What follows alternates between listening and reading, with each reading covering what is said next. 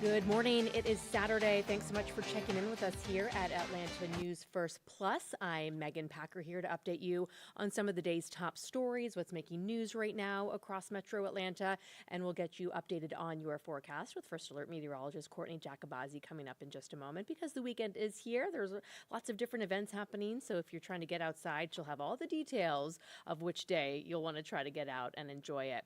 But lots going on to talk about today. One of the top stories that we've been following since last night is the death of an Atlanta-based rapper. So let's get you brought up to speed about what we are learning so far about the death of young Scooter.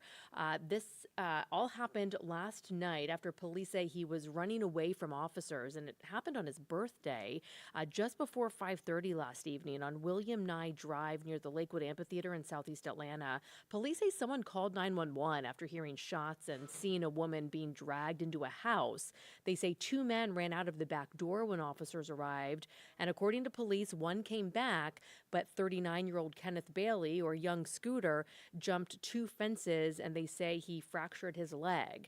He was taken to the hospital where he died. So at this point, no other details have been released about his death. We know all of this is still under investigation. Atlanta police stress officers did not fire their guns, and the injury happened when he was running away. So Atlanta police are looking into this because officers did not find any shooting victims or a woman who was described in the 911 call. And the Georgia Bureau of Investigation is also involved in this as well. So we have a crew continuing to work this story today. We'll update you just as soon as we know more about the details surrounding the circumstances of the death of young Scooter. And a sad update to a story out of southeast Atlanta. A child has died after police say the little girl ran out in front of an SUV. It happened at 9:30 last night on Glenwood Avenue. That's near the Charlie Yates Golf Course, if you're familiar with that area. Police say the 2-year-old ran out in front of a passing Land Rover when she was hit. She was taken to the hospital by family, but sadly passed away. The driver stayed on the scene. No word on if any charges will be filed. Happening today, there are more protests all across the country planned against Tesla, including a few in Metro Atlanta. This is a protest against Elon Musk's involvement in the Trump administration and politics around the world.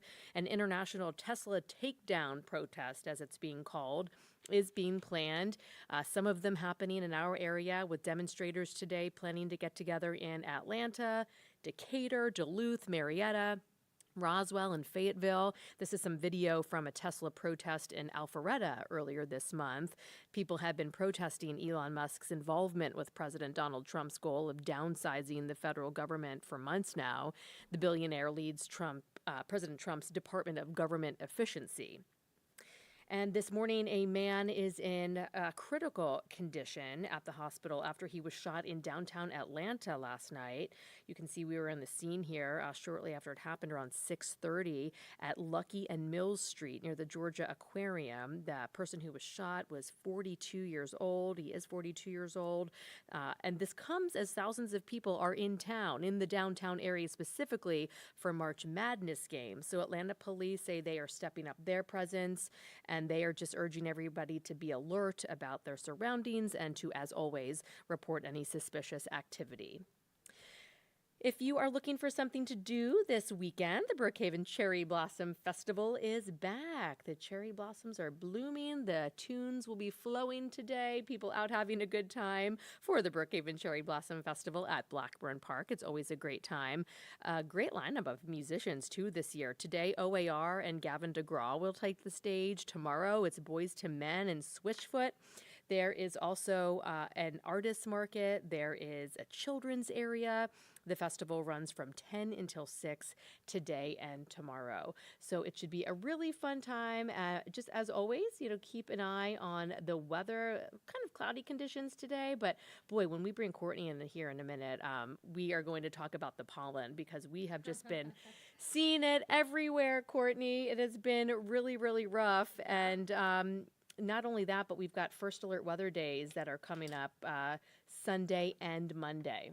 Yep, that's right. We do. We have very high pollen count today. In fact, the highest pollen count on record was recorded this morning. Take a look 14,801. Yeah, I know all y'all are feeling that. It is just awful outside. You're probably seeing it too. You can see that like haze, almost looks like yellow smoke in the sky from the pollen. So take your allergy medicine. Make sure that you are, maybe changing clothes when you go inside the house and everything to get that pollen washed off of you. As soon as you walk in, just go ahead and get that change of clothes, because I don't know if you've noticed, but because I know I have, when you step outside and you have your phone in your hand, right? Because naturally all of us have that in our hand at all times. You see like a yellow dusting of pollen on your phone just from holding it for a couple of minutes. So imagine what your clothes look like after being outside for a few hours. Yeah. So make sure you just take those off, throw them in the wash, and reset after being outside, or that pollen is definitely going to be on your clothes. Something to think about, especially with that pollen count being so high today. But as Megan mentioned, we do have first alert weather days on the horizon that we need to let you know about. That will be for Sunday and Monday. Today, definitely the better day to get out. Megan was talking about all the cherry blossom festivals going on. We have one right here in our backyard in Brookhaven at Blackburn Park.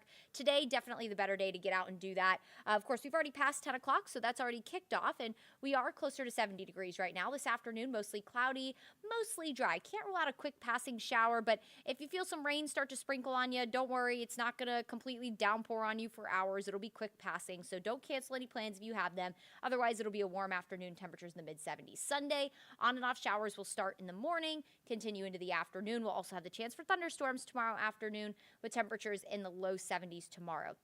Let's take you through First Alert Futurecast. Models are starting to change a little bit, and they have been a little bit wonky with this system coming in on Sunday. So Sunday isn't a physical cold front. It's essentially a wave of energy out ahead of a cold front, and models do struggle with these when it comes to knowing exactly how and when they're going to set up. So we'll start to introduce a chance for scattered showers Sunday overnight. It does look like scattered showers continue into Sunday morning. So as you're getting up, maybe going to church, running some errands, grabbing breakfast, know that rain will be possible. And then it looks like through the afternoon, on and off scattered showers will continue with the chance for thunderstorms Sunday afternoon and evening. Now, taking a look, it doesn't seem like our severe threat is very high tomorrow. Whether we are a little drier in the morning or not, some models want to keep us fairly dry Sunday morning. But even if we don't get rain in the morning, it doesn't look like we're going to have quite the fuel for any kind of significant severe weather on Sunday afternoon. But it is possible to have a strong storm or two Sunday afternoon and evening. Here comes Monday morning. Looks like this front will start to roll in around 8 o'clock. So this could impact the morning commute for some of you. I will say what you're looking at is our graph model. So that's one of our long range or our shorter range models, higher resolution.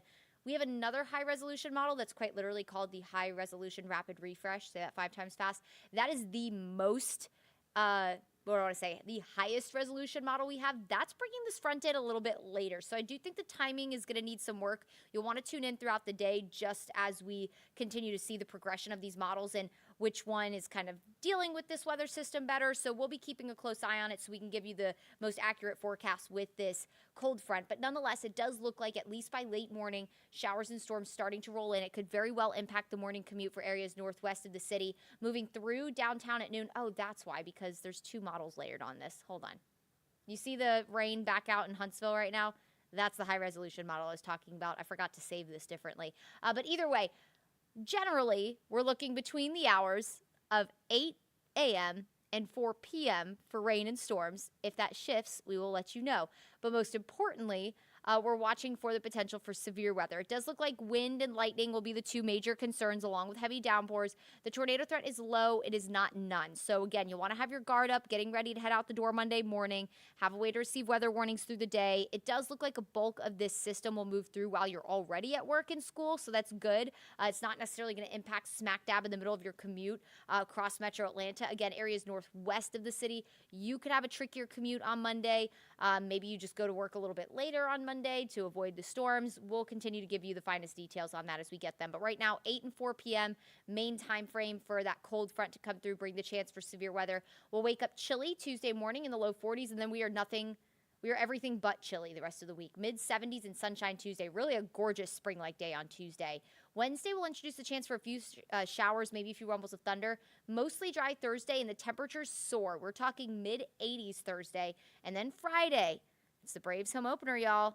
They're back here. They're leaving the West Coast, coming back to the East Coast, which is the best coast. We all know that. Braves on Gray Friday. You can watch it on Peachtree TV. It looks like we will be dry, mostly cloudy, with a temperature closer to 90 degrees. So if you're going to the game like I am, mid-80s is about 5 o'clock. So we're going to stay in the 80s through at least the first half of the game, more than likely. Keep that in mind when you're planning your outfits, okay?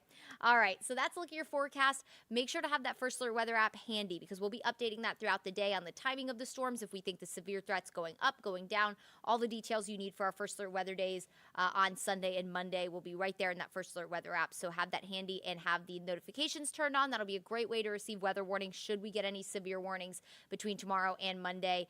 Always just a great tool to have as we head through severe weather season this spring. Enjoy the day today. Get out and enjoy it before the rain comes in tomorrow, and we'll catch you here next time.